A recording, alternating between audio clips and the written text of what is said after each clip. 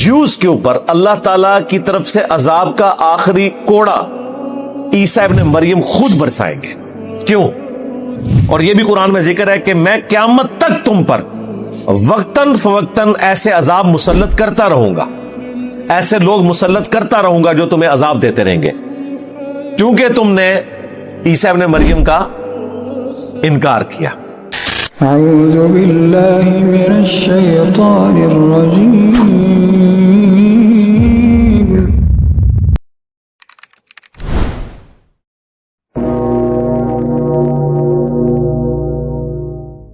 ان کا پیٹرن بھی سیم ہے عروج و زوال کے حوالے سے، صرف ایک استثناء ہے. بنی اسرائیل کے کیس میں 2 عروج کے بعد 2 زوال آئے اور دیٹس آل. لیکن اس امت میں 2 زوال کمپلیٹ ہونے کے بعد پھر آخر میں دوبارہ سے تیسرا عروج آئے گا، اور وہ امام محمد بن عبداللہ المہدی رضی اللہ تعالی عنہ علیہ السلام کی سرکردگی میں ہوگا، جس کی بشارتیں قرآن و سنت میں موجود ہے. قرآن میں اشارتاً ذکر ہے، کم از کم 3 مقامات پہ اللہ تعالیٰ نے اس کا ذکر کیا. هو الذی ارسل رسولہ بالہدی ودین الحق لیظہرہ علی الدین کلہ وَلَوْ كَرِهَ الْمُشْرِكُونَ. وہی اللہ ہے جس نے اپنے محبوب صلی اللہ علیہ وآلہ وسلم کو الہدا یعنی قرآن کے ساتھ مبعوث کیا اور دین حق کے ساتھ، تاکہ اسے تمام ادیان پر غالب کر دے، خواہ کافر اور مشرک اس بات کا برا ہی مان جائے. ابھی تک اس روئے ارض نے یہ منظر نہیں دیکھا کہ پوری دنیا پہ اسلام کا غلبہ ہو، لیکن قرب قیامت میں، قیامت آنے سے پہلے پہلے ایک دفعہ پوری دنیا پر اسلام کا غلبہ ہوگا، دوبارہ سے خلافت راشدہ قائم ہو جائے گی. مسند احمد میں حدیث موجود ہے، اللہ کے محبوب صلی اللہ علیہ وآلہ وسلم نے فرمایا، اللہ تعالی جب تک چاہے گا میں تم میں موجود رہوں گا، تم میں نبوت باقی رہے گی. پھر اللہ تعالی مجھے اپنے پاس بلا لے گا، میرے بعد خلافت علی منہاج النبوہ قائم ہوگی، جو ابو داؤد اور ترمذی میں آیا کہ 30 سال تک ہوگی. اس کی تفصیلات بھی آئیں، ابو بکر کے 2 سال، عمر کے 10 سال، عثمان کے 12 سال اور علی کے 6 سال رضی اللہ عنہم اجمعین وعلیہم السلام اجمعین. اور ان 6 سالوں میں 5.5 سال حضرت علی کے ہیں اور 6 مہینے حسن ابن علی کے. پھر مسند احمد کی حدیث میں آگے آتا ہے کہ خلافت علی منہاج النبوہ کے بعد کاٹ کھانے والی ملوکیت کا دور شروع ہو جائے گا، اور وہ بھی اس وقت تک رہے گا جب تک اللہ چاہے گا. پھر اللہ تعالیٰ اسے بھی اٹھا لے گا، پھر تم پر جابر حکمرانوں کا غلبہ ہو جائے گا، اور وہ بھی جب تک اللہ چاہے گا وہ غلبہ باقی رہے گا. اور پھر اس کے بعد دوبارہ سے خلافت علی منہاج النبوہ قائم ہوگی. یعنی یہ 5 ادوار کا ذکر موجود ہے. نبی الاسلام کا مبارک دور، اس کے بعد خلفائے راشدین کا دور، پھر کاٹ کھانے والی ملوکیت، پھر جابر حکمران، اور 5واں دور جو الٹیمیٹ خلافت راشدہ واپس آئے گی. آج ہم جس ایرا میں ہیں، ہم ماضی میں جا کے یہ ادوار گنوا سکتے ہیں. نبی الاسلام کا مبارک دور 11 ہجری میں مکمل ہوا، اس کے بعد 30 سال خلافت رہی، صلح حسن 41 ہجری میں ہوئی، ایگزیکٹلی 30 ایئرز کے بعد. دوسرا دور بھی ختم ہوا. 41 ہجری سے بنو امیہ کی ملوکیت شروع ہوئی، کاٹ کھانے والی ملوکیت، وہ آلموسٹ 90 سال تک رہی. پھر دوسری صدی ہجری کے اندر بنو عباس کا غلبہ ہوا، وہ بھی کاٹ کھانے والی ملوکیت ہی تھی لیکن ایک دوسرے خاندان کی، اور وہ سلسلہ کئی سو سال تک جاری رہا اور اس میں مسلمانوں پر عروج و زوال کا سلسلہ رہا، آپس میں بھی طوائف الملوکی ہوئی، یہ سب کچھ ہوتا رہا۔ اسی دوران جو مسلمانوں پر تاتاریوں کا ایک آزمائش والا معاملہ ہوا، اس کے بعد دوبارہ سے اللہ تعالی نے غلبہ دیا عثمانیوں کے ذریعے سے، تاتاریوں نے ہی حق قبول کر لیا، اور پھر الٹیمیٹلی یہ جو ملوکیت ہے اس کا خاتمہ ہوا اور جابر حکمران مسلمانوں کے اوپر مسلط ہوئے جو زبردستی حکمران بن گئے، یعنی کلونیل پاورز۔ کہیں پر فرینچ آ گئے، کہیں پر گریٹ برٹن نے قبضہ کر لیا، اور یہ جابر حکمران بالآخر کافی حد تک مسلمانوں سے ٹل گئے ورلڈ وار 2 کے بعد، جب مسلمانوں کے دوبارہ سے اب آلموسٹ 58 ملک بن چکے ہیں۔ ورنہ اگر آپ ورلڈ وار 1 کے قریب دیکھیں تو ایک سلطنت عثمانیہ ہی بچی تھی، وہ بھی ختم ہو گئی۔ سب کانٹیننٹ پہ تو گریٹ برٹن کا قبضہ پہلے ہی ہو چکا تھا۔ پھر آہستہ آہستہ یہ ملک بننے شروع ہوئے، انڈونیشیا، ملیشیا، مصر، یہاں پہ پاکستان، اور پھر پاکستان میں سے ہی بنگلہ دیش بھی نکلا، افغانستان بھی کافی حد تک معاملات بہتر ہوئے، ایران تو خیر پہلے بھی اس طریقے سے محکوم نہیں ہوا تھا، لیکن بہرحال انقلاب تو 1979 میں آیا۔ اس طریقے سے دوسرے جو عرب ملک ہیں وہ بھی آزاد ہوئے، افریقہ میں کتنے عرب ملک بن گئے، یعنی کلونیل پاورز کا جو ایک غلبہ تھا وہ ڈھیلا پڑا۔ اب یہ جو ایرا ہے یہ خلافت اعلی منہاج النبوہ جو دوبارہ قائم ہونی ہے اس کی طرف جا رہا ہے، یعنی ایک ٹرانزیشن پیریڈ ہے۔ یعنی یہ تو نہیں ہوتا کہ آپ رات کو سوئیں اور ایک ایرا ختم ہوا ہے اور دوسرا شروع ہو جائے، آہستہ آہستہ اس میں کنورٹ ہوتا ہے، اس کی طرف اب یہ معاملات رواں دواں ہے۔ اب وہ اللہ کی مرضی ہے کہ وہ 100 سال میں وہاں تک بات پہنچے، یا 500 سال میں پہنچے، یا 1000 سال میں پہنچے۔ بہرحال یہ اب آخری دور کی طرف ہم جا رہے ہیں، باقی سارے ادوار ہم دیکھ چکے ہیں۔ مسند احمد میں ایک اور حدیث ہے، نبی علیہ السلام نے فرمایا کہ قیامت اس وقت تک قائم نہیں ہوگی جب تک کہ دنیا کے ہر گھر میں میری دعوت پہنچ نہ جائے اور لوگ چاہتے ہوئے یا نہ چاہتے ہوئے اسے قبول نہ کر لیں۔ آج سوشل میڈیا کی برکت سے، انٹرنیٹ کی برکت سے یہ بات سمجھنا آسان ہے کہ دنیا کے ہر کونے تک اسلام کی حقیقت پہنچ چکی ہے الحمدللہ۔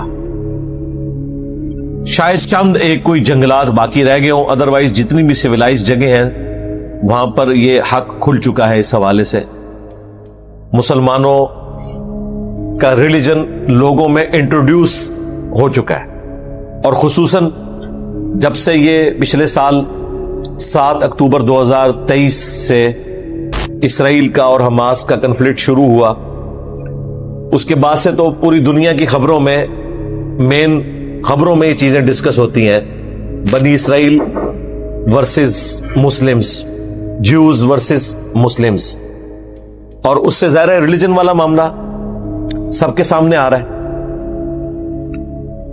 تو اللہ کا شکر ہے کہ اللہ تعالیٰ نے اس حق کو پوری دنیا تک انٹروڈکشن کے پوائنٹ آف ویو سے پہنچا دیا ہے۔ اب جس کی مرضی وہ مزید تحقیق کرے اور حق کی طرف آئے۔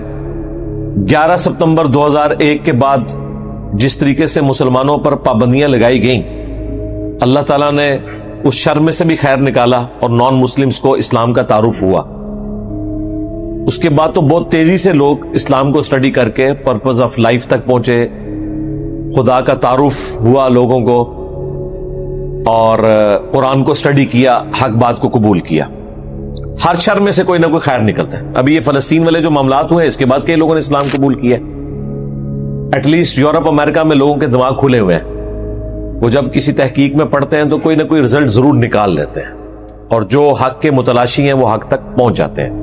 سنن نبی داؤد کے اندر اور مسند احمد کے اندر کئی ایک احادیث ہے کہ نبی علیہ السلام نے فرمایا قیامت اس وقت تک قائم نہیں ہوگی جب تک کہ میری بیٹی فاطمہ کی اولاد میں سے ایک شخص نہ پیدا ہو جائے میرے ہی نام پر جو پوری دنیا کو انصاف سے بھر دے گا۔ امام محمد مہدی علیہ السلام سے متعلق 12 صحیح الاسناد احادیث میں نے مختلف ویڈیوز میں کور کی ہیں. آلموسٹ کوئی 1-1.5 سال پہلے جب بنو امیہ کے ایک بندر نے امام مہدی کی گستاخی کی تھی تو میں نے دوبارہ سے اس چیز کو ڈسکس کیا تھا. امام مہدی کی گستاخی انجینئر محمد علی مرزا لکھے تو وہ ساری احادیث اس لیکچر کے اندر میں نے بیان کی ہوئی ہیں. بخاری اور مسلم میں بھی اشارتاً موجود ہے. نبی علیہ السلام نے فرمایا تمہاری اس وقت کیا شان ہوگی کہ جب عیسیٰ ابن مریم تم میں اتریں گے، سلیب کو توڑ دیں گے، خنزیر کو قتل کر دیں گے اور جزیہ موقوف کر دیں گے اور پوری دنیا میں امن ہوگا اور وہ عادل حکمران کی حیثیت سے مسلمانوں میں اتریں گے. اور تمہاری اس وقت کیا شان ہوگی کہ جب تمہارا امام تمہیں میں سے ہوگا. اب یہ امام کا ترجمہ 2 طرح سے کیا گیا ہے. ایک ترجمہ یہ کیا گیا کہ جو مسلمانوں کا امیر ہے اس کے پیچھے حضرت عیسیٰ ابن مریم نماز پڑھیں گے، کیونکہ مسلم شریف میں آتا ہے کہ اقامت ہو چکی ہوگی، مسلمانوں کا امیر کہے گا کہ آپ نماز پڑھائیں تو وہ کہیں گے کہ نہیں، یہ فضیلت امت محمدیہ کو اللہ تعالیٰ نے دی ہے، تم میں سے بعض کے امام ہوتے ہیں، میں تمہارے پیچھے نماز پڑھوں گا. اور امام کا ایک ترجمہ یہ بھی کیا گیا ہے کہ تمہیں گائیڈ کرنے والی چیز تمہیں میں سے ہوگی، یعنی قرآن و سنت، کیونکہ وہ بھی امام ہے، یعنی وہ تمہاری شریعت کے مطابق چلیں گے، وہ نئی شریعت نہیں لے کے آئیں گے، وہ امتی بن کر آئیں گے. امتی نبی نہیں بن کے آئیں گے، امتی بن کر. نبی وہ پہلے سے ہے. یہی دجالی دھوکہ دیا غلام احمد قادیانی نے کہ اس نے کہا کہ جب آپ لوگ بنی اسرائیل سے ایک امتی نبی ادھار لے رہے ہیں تو میں تو خود رسول اللہ کی امت سے ہوں، تو مجھے کیوں نہیں لے رہے، میری خدمات حاصل کریں. تو ہم نے بنی اسرائیل سے کوئی ادھار نبی نہیں لیا، وہ امتی نبی نہیں ہے، بلکہ وہ نبی پہلے سے ہیں، امتی بن کر آئیں گے. نبوت چھینی نہیں ہوگی، نبی امتی ہیں، وہ امتی نبی نہیں ہے. یہ الفاظ کے فرق سے اس دجل کو ایڈریس کیا جا سکتا ہے. تو وہ کوئی امتی نبی نہیں ہے، وہ نبی ہے جو امتی بن کر آئیں گے. اس امت میں وہ نبی کی حیثیت سے نہیں بلکہ دین کے مجدد کی حیثیت سے، ایک پولیٹیکل مسلمانوں کے لیڈر کی حیثیت سے آ رہے ہوں گے. شریعت وہی ہے، کیونکہ صحیح مسلم میں جب یہ حدیث آتی ہے نا کہ عیسیٰ ابن مریم تم میں اتریں گے اور تمہارا امام تمہیں میں سے ہوگا، مسلمانوں کا امیر نماز پڑھائے گا، عیسیٰ ابن مریم اس کے پیچھے نماز پڑھیں گے، تو آگے راوی حدیث کے الفاظ ہیں وہ تمہیں اللہ کی کتاب اور تمہارے نبی کی سنت کے مطابق چلائیں گے. یہ صحیح مسلم میں 394 نمبر حدیث ہے سٹارٹ ہی میں. تو اس میں یہ مقدمہ بالکل کلیئر ہے. باقی عیسیٰ ابن مریم کا دنیا میں آنا، اس کے حوالے سے قرآن و سنت کے دلائل وہ میں الگ سے ویڈیوز میں ذکر کر چکا ہوں. قرآن کلاسز متحمل نہیں ہے کہ ہم اس کی تفصیل میں جائیں، چونکہ یہ ٹاپک اس کے ساتھ جڑا ہوا تھا کہ مسلمانوں پر تیسرا عروج آنا ہے امام محمد مہدی کے ذریعے، اور اس میں بھی جو ایک کرٹیکل ایشو ہے دجال کو قتل کرنے کا، چونکہ وہ فتنہ بہت بڑا ہوگا، اس کے لیے ایک غیر معمولی انسان کی ضرورت ہے. امام محمد مہدی دجال کو قتل کرنے پر غالب نہیں ہوں گے. اللہ تعالیٰ عیسیٰ ابن مریم کے ذریعے اس دجال کو قتل کروائے گا. اللہ چاہے تو کسی چڑیا سے بھی کروا سکتا ہے، لیکن یہ اللہ تعالیٰ نے ایک اپنا پلان بنایا ہے کہ جو جھوٹا مسیح ہے اس کو قتل کرنے والا سچا مسیح ہوگا. اور جیوز کے اوپر اللہ تعالیٰ کی طرف سے عذاب کا آخری کوڑا عیسیٰ ابن مریم خود برسائیں گے. کیوں؟ جب کبھی بھی نبیوں کا انکار ہوا ہے جو رسول بن کر آتے تھے، سمپل نبی نہیں رسول، تو اللہ تعالیٰ کی طرف سے عذاب آتا تھا. قوم نوح کے اوپر عذاب آیا، قوم عاد پہ، قوم سمود پہ. خود ہمارے نبی علیہ السلام کے کیس میں جہاد اور قتال کے ذریعے اللہ تعالیٰ نے کفار مکہ کے اوپر اور مشرکین عرب کے اوپر اور رومنز اور پرشینز کے اوپر عذاب مسلط کیا، جو سورہ التوبہ کے اندر رپورٹ ہوا. کیا مسلمانوں تمہاری تلواروں کے ذریعے اللہ تعالیٰ ان پر عذاب بھیجے گا. ईसा इब्न मरियम का भी इनकार किया था ज्यूज ने। वहां पर अल्लाह ताला ने ईसा इब्न मरियम को तो बचा लिया, लेकिन दुनिया में बाकी नहीं रखा, आसमानों पे उठा लिया। अगर दुनिया में वो बाकी रहते तो वही सुन्नत रिपीट होती कि सिर्फ उनके साथी बचाए जाते, बाकी सारे के सारे ज्यूज तबाह कर दिए जाते। ये अल्लाह ताला की सुन्नत का तकाजा था कि कोई दुनिया में यहूदी बाकी ना रहता, क्योंकि उन्होंने वक्त पैगंबर का इनकार किया था। नूह अलैहिस्सलाम के मुखालफीन भी तो हजारों में थे, सिर्फ 78 बंदे बचाए गए। यहां पे भी हजरत ईसा अलैहिस्सलाम के मुखालफीन ने तबाह बर्बाद होना था, लेकिन यहां पर अल्लाह ताला ने ईसा इब्न मरियम को बचा लिया, दुनिया में बाकी नहीं रखा। वो दोबारा आएंगे कुर्बे क़यामत में। दूसरी तरफ यहूदियों को भी बाकी रखा, उन पर वक्तन फवक्तन अल्लाह ताला ने अजाब के कोड़े भेजे। और यह भी कुरान में जिक्र है कि मैं क़यामत तक तुम पर वक्तन फवक्तन ऐसे अजाब मुसल्लत करता रहूंगा, ऐसे लोग मुसल्लत करता रहूंगा जो तुम्हें अजाब देते रहेंगे, क्योंकि तुमने ईसा इब्न मरियम का इनकार किया। अब आप सोच रहे होंगे कि ये ईसा इब्न मरियम के इनकार के ऊपर अल्लाह का इतना गुस्सा क्यों है? इनकार तो और पैगंबरों का भी हुआ था, लेकिन वो यकमुश्ती खत्म हो गए उनके मुखालफीन। यानी ये तो नहीं हुआ कि नूह अलैहिस्सलाम के मुखालफीन कुछ जिंदा रखे गए हों, कुछ मार दिए गए हों, फिर वक्तन फक्तन उनकी नस्लों पे भी अजाब आता रहे, या कौमे समूद, कौमे आद। ज्यूज के साथ ऐसा क्या हुआ है कि यकमुश्त अल्लाह ने खत्म नहीं किया और क़यामत तक अजाब आएगा? ये कुरान में लिखा हुआ है। उसके पीछे रीजन यह है कि बाकी सब लोग आसमानी मज़ाब के मानने वाले नहीं थे, बुत परस्त थे। ज्यूज जो है ना, वो तो क्लेम करते थे कि हम पैगंबरों के मानने वाले हैं, हम इब्राहिमी हैं, इसलिए इन्हें सजा बड़ी मिली है कि तुम पैगंबरों के मानने वाले होने के बावजूद तुमने हमारे उलुल अज़म पैगंबर ईसा इब्न मरियम का इनकार किया। तुम्हारी नस्लें भी अब अजाब भुगतेंगी अगर वो हक के रास्ते पर नहीं आती। वैसे ये हुआ है कि चंद एक खुश नसीबों ने बाद में हक कबूल कर लिया है, लेकिन ओवरऑल रविश इनकी आज तक वही है, इसलिए वक्तन फक्तन इन पर अजाब के कोड़े आए। एक तो कुछ अरसे बाद ही आ गया, 33 ईस्वी में ईसा इब्न मरियम को उठाया गया,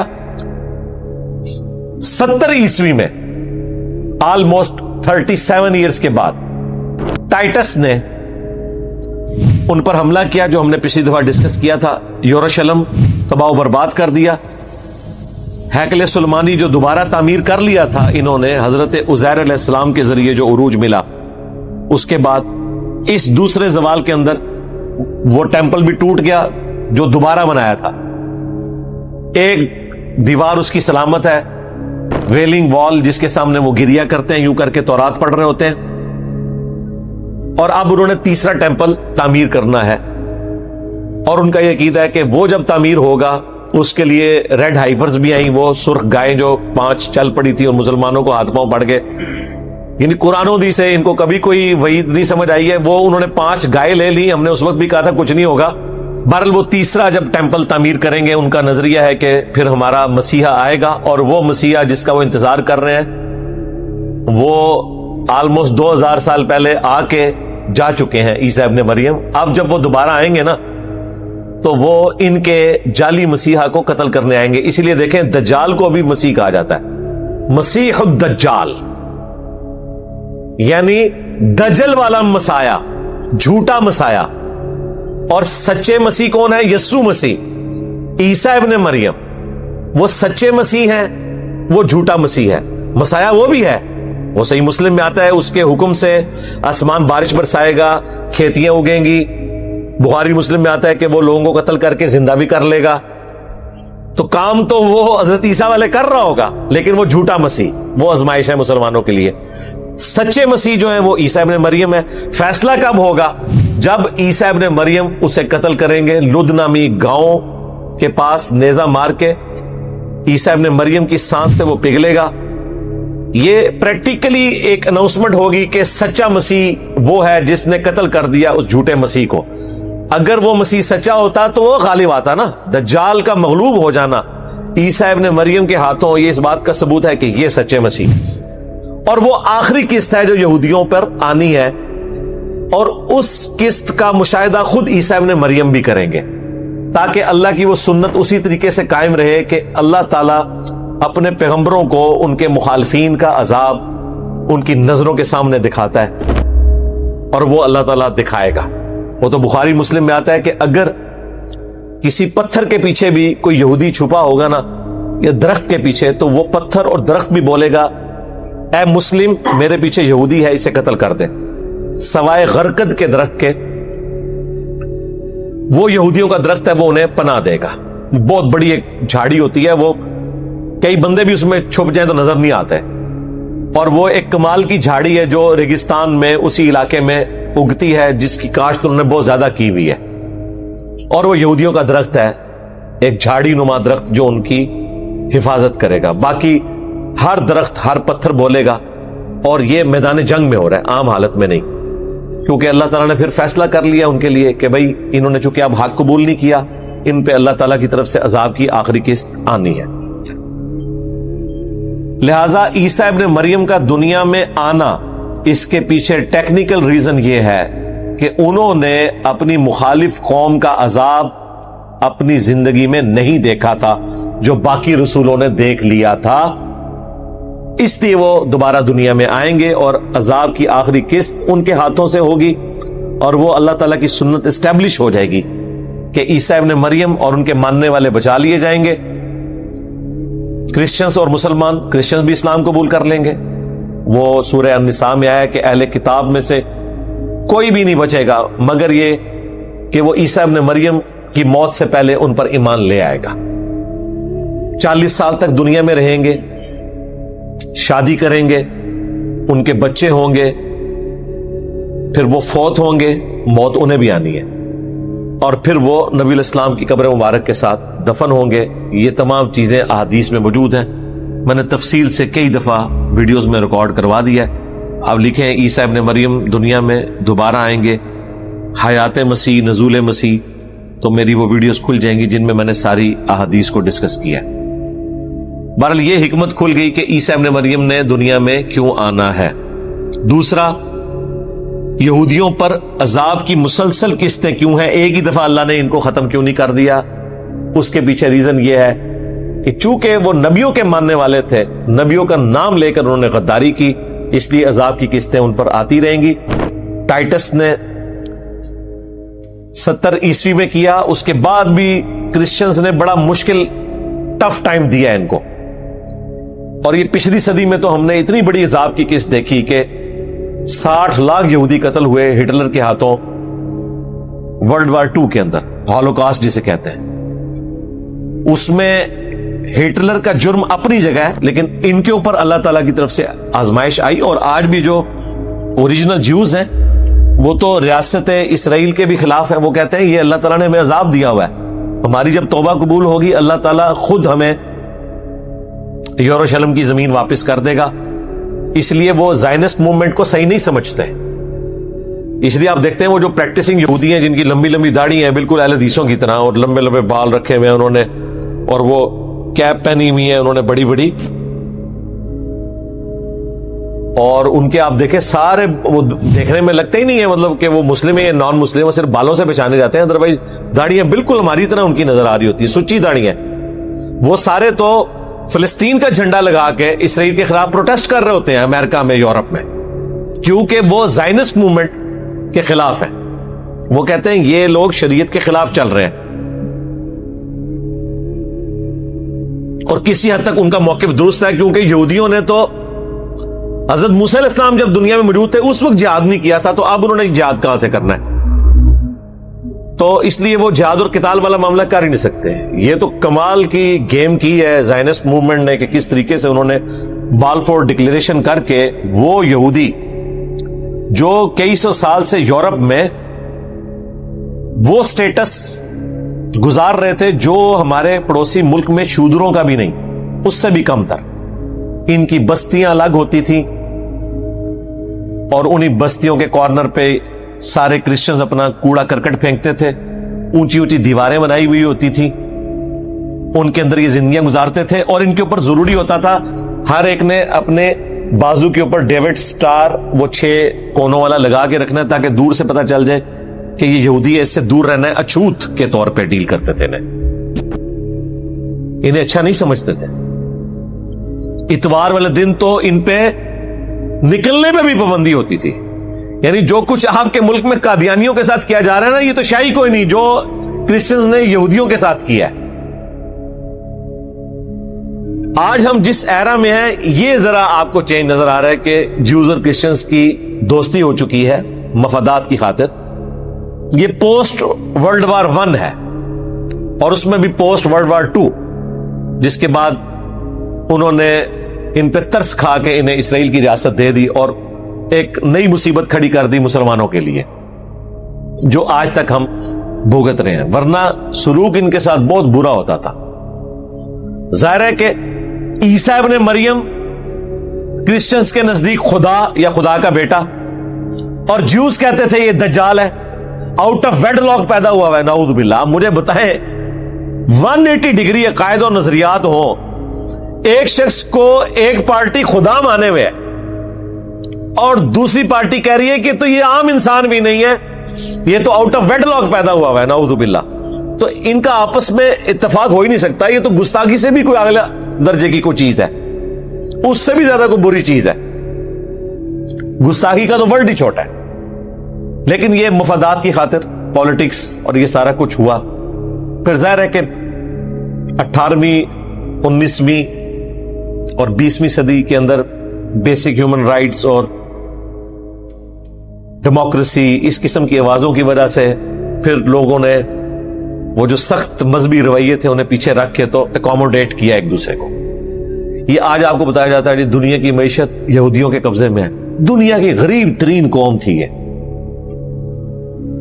یہ ایک راس چائلڈ، ان میں ایک بچہ سمجھدار پیدا ہوا آج سے کوئی 300-400 سال پہلے، اور اس نے کاروبار شروع کیا، ہے ایماندار تھا، کرتے کرتے بینکنگ کا نظام، پھر اس نے سب کو ساتھ ملایا، پوری دنیا کے بینک ان کے قبضے میں ہے. ادروائز یہ تو ایک سمجھ لیں تیسرے درجے کے جو شہری ہیں نا، ان سے بھی برا وقت یہ گزار رہے تھے اس دنیا میں. انہوں نے بہت مشکل وقت دیکھا ہے. آج ہمیں اتنی ان کی رونق نظر آ رہی پوری دنیا میں، دولت کے اعتبار سے بھی، شہرت کے اعتبار سے بھی، طاقت کے اعتبار سے بھی. یہ آلموسٹ سمجھ لیں پچھلے 100 سال کی گیم ہے جس میں یہ دنیا کی پالیٹکس میں اوپر آئے، اور دولت کے اعتبار سے بھی بمشکل 250-300 سال کی گیم ہے. اس سے پہلے یہ لوگ اسی طریقے سے غریب ہی تھے. تو یہ ساری ہسٹری معلوم ہونا ضروری ہے. اب اگلی آیات کے اندر اللہ تعالیٰ نے آفر دی ہے جیوز کو کہ ابھی بھی وقت باقی ہے، اگر تم توبہ کرنا چاہو تو ہم تمہیں یہ گلہ نہیں کریں گے کہ تم جونیئر مسلمان ہو اور دوسرے سینئر مسلمان ہیں. اللہ تعالیٰ تمہیں قبول کرنے کے لیے تیار ہے. وہ بیچارے سینئر ہی تھے لیکن حرکتوں کی وجہ سے جونیئر ہو گئے نا. سینئر تھے، جیوز سینئر مسلمان ہے. اس وقت جو حضرت عیسیٰ ابن مریم کون ہے؟ بنی اسرائیل میں سے. ان کا انکار کر کے یہ جوز جو ہیں وہ کافر ہوئے. ادروائز انکار نہ کرتے تو سینئر ہی رہتے. اس وقت تک بھی سینئر تھے. جیسے ہی عیسیٰ ابن مریم کا انکار کیا، اکڑ میں آ گئے کہ یہ نوجوان لڑکا، اس کی پیروی ہم کیوں کریں. اتنی بڑی بڑی لمبی لمبی داڑھیوں والے لوگ بیٹھے ہوئے تھے. انہوں نے یہ نہیں دیکھا کہ بھائی وہ پیغمبر ہے، تم تو صرف علماء ہو جن کا کام پیغمبروں کی لیگیسی کو آگے لے کے چلنا ہے، اور جب پیغمبر دنیا میں آ جائے پھر تم نے لیڈرشپ چھوڑ دینی ہے، پھر مسلح آ کے پیغمبر نے سنبھالنا ہے. لیکن انہوں نے اپنی مسجد نہیں چھوڑی، ذلیل و خوار ہو گئے. نہ صرف عیسیٰ ابن مریم کے ساتھ یہ کیا، خود ہمارے محبوب علیہ السلام کے ساتھ بھی کیا. ادھر تو ان کے پاس اور سٹرانگ بہانہ آ گیا نا کہ نبی علیہ السلام بنی اسرائیل میں سے ہی نہیں ہے. نبی علیہ السلام تو بنو اسماعیل میں سے تھے. عیسیٰ ابن مریم کے کیس میں یہ بہانہ بھی نہیں تھا، وہ تو بنی اسرائیل میں سے تھے. انہیں بھی قبول نہیں کیا، نبی علیہ السلام کو بھی قبول نہیں کیا، اس لیے وہ تباہ و برباد ہو گئے. اب آ جائیں اس آیت کی طرف. آیت نمبر 8. اعوذ باللہ من الشیطان الرجیم، بسم اللہ الرحمن الرحیم. عسى ربکم ان یرحمکم، قریب ہے کہ تمہارا رب تم پر اب بھی رحم فرمائے. وَإِنْ عُدْتُمْ، عدنا, اگر تم نے پھر سرکشی کی تو پھر ہم تمہارے ساتھ وہی سلوک کریں گے. یعنی ابھی بھی ٹائم ہے, نبی اسلام دنیا میں آ چکے ہیں, 2 عروج 2 زوال تم دیکھ چکے ہو, اب بھی تمہیں عروج مل سکتا ہے اگر تم حق کا راستہ اختیار کرو. لیکن ابھی بھی اگر تم باز نہ آئے تو ہم پھر لوٹیں گے. اور یہی ہوا کہ باز نہیں آئے اور پھر اللہ تعالیٰ نے مسلسل ان پر عذاب کے کوڑے برسائے جو قیامت تک برستے رہیں گے. وَجَعَلْنَا جَهَنَّمَ لِلْكَافِرِينَ حَصِيرًا, اور ہم نے بنا دیا ہے جہنم کو کافروں کے لیے قید خانہ. وَلِعَوْذُ بِاللَّهِ تَعَالَى اللَّهُمَّ أَجِرْنَا مِنَ النَّارِ. اگر وہ حق قبول کر لیتے تو اللہ تعالیٰ نے انہیں ایکسپٹ کر لینا تھا, لیکن ایسا نہیں ہوا.